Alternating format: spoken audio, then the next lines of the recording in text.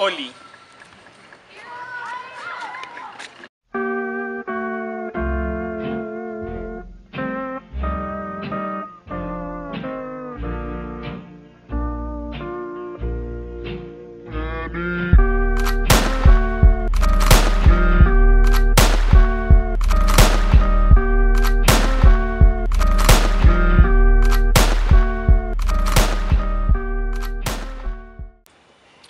Oli, no los había visto. Bienvenidos. Saben, muchos me preguntan, Gustavo, ¿cómo le haces para ser tan atractivo? A lo que yo les respondo, estudio Historia del Arte 3. Hoy quería comenzar con una historia algo interesante de la ciudad capital guatemalteca. Guatemala antes se ubicaba en el Valle de Santiago de los Caballeros, allá por el año 1700. Pero todo cambió hasta que en el año 1773 el terremoto atacó. Todos estaban desesperados sin saber qué hacer. Había una gran catástrofe, un pandemonio en esa ciudad. Todo estaba destruido. Algunos querían moverse, pero el gobierno, por así decirlo, en ese entonces se oponía. Querían restaurar la ciudad. Hasta que el rey en España envió una nota diciendo, sí, movamos. Y le salió el tiro por la culata, porque a pesar del traslado también se quedaron pobres. Y entonces después del traslado se formaron dos grupos. Antes de hablar sobre los dos grupos que habían para el traslado de la capital al Valle de la Ermita, vamos a hablar un poco de por qué fue este hecho. El gobernador español que estaba en esa época acababa de ser promovido a este cargo, por lo que él venía de España. En España no hay fallas geográficas, entonces él no sabía lo que era un temblor, mucho menos un terremoto. Por lo que cuando él vino, al poco tiempo de que él había sido promovido, fueron los terremotos de Santa Marta.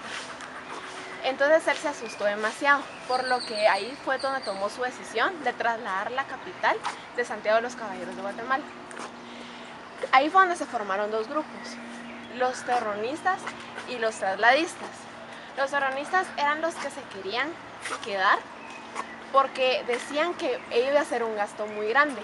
Era liderado por Martín de Mayorga, el que quería que sus bienes crecieran, y si había un traslado de la capital, esto no iba a poder suceder. También estaban los trasladistas. Ellos sí se querían cambiar porque decían que iban a comenzar una nueva vida, iba a ser un nuevo estilo de vida y podía ser la oportunidad para nuevas cosas. Cuando ellos se iban a trasladar y habían muchas personas en contra, lo que acordaron fue de que a la hora de trasladarse a la capital iban a hacer el mismo tamaño de lote, iba a ser igual que como el que tenía en la capital antigua.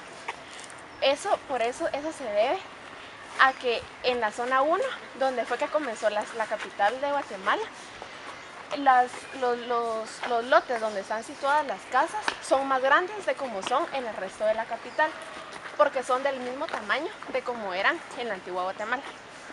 Antes del traslado de la ciudad de Guatemala hubieron tres opciones. La escogida fue la del Valle de la Ermita, debido a que en las otras opciones, en una no había acceso al comercio y en la otra no había fuentes de agua.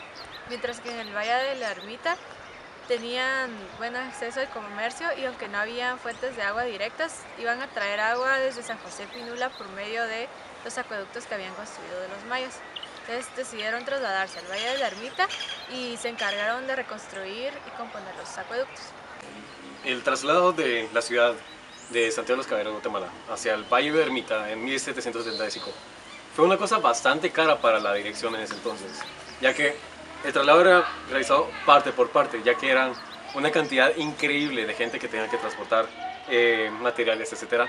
Entonces, pues, llevaban parte por parte y esa parte, cada partecita, resultó siendo algo bastante extenso y muy caro en ese entonces. Terminó siendo una decisión muy mala en ese entonces, pero lo que ellos no sabían es que habían encontrado el lugar perfecto para establecer la nueva capital de la ciudad de Guatemala. fue el ayuntamiento con los nuevos alcaldes José González Robes y Manuel José Juarros, quienes procedieron a obtener los terrenos en que debía asentarse la ciudad y los que debían servir de ejidos, y que para realizar el traslado adquirió los siguientes terrenos. En el Potrero del Jocote, 32 caballerías. San Nicolás del Cid, 12 caballerías. José Ávila, 4 caballerías. El Potrero Hincapié, que era propiedad de Agustín Arribillaga, de 4 caballerías. A la comunidad de Ranchos Viejos, 7 caballerías. De esas mismas tierras que el ayuntamiento adquirió, adjudicó 3 caballerías a Cocotenango, 6 caballerías a Ciudad Vieja, 4 caballerías a San Pedro de las Huertas, y posteriormente, en el año de 1808, fueron cedidas 4 caballerías que en el camino de Hincapié llega hasta la Villa de Guadalupe. Se solicitó que Guatemala tuviera el mismo tamaño en sus calles que en avenidas, por lo que se trató de realizar los planos varias veces, pero no se estaban conformes con ellos. Cuando por fin se estuvo conforme, se decidió por uno, este era demasiado caro, por lo que la corona le dio a Guatemala el impuesto de renta durante 10 años para construir las casas, que eran conocidos como solares, y se les dio gratuitamente a las personas que no tuvieran crímenes anteriores. Todas las casas que se edificaran debían de mantener en su edificación la misma altura en proporción al resto de las demás, que no debía ser mayor de 4 varas y media. En cualquier lugar donde se hiciera construcción en la ciudad, era necesario que se edificara en todas las oficinas necesarias, entre ellas las del Real Palacio, donde estaba la audiencia, la sala de juzgado de bienes de difuntos de provincia, la de contaduría mayor y la casa de la moneda.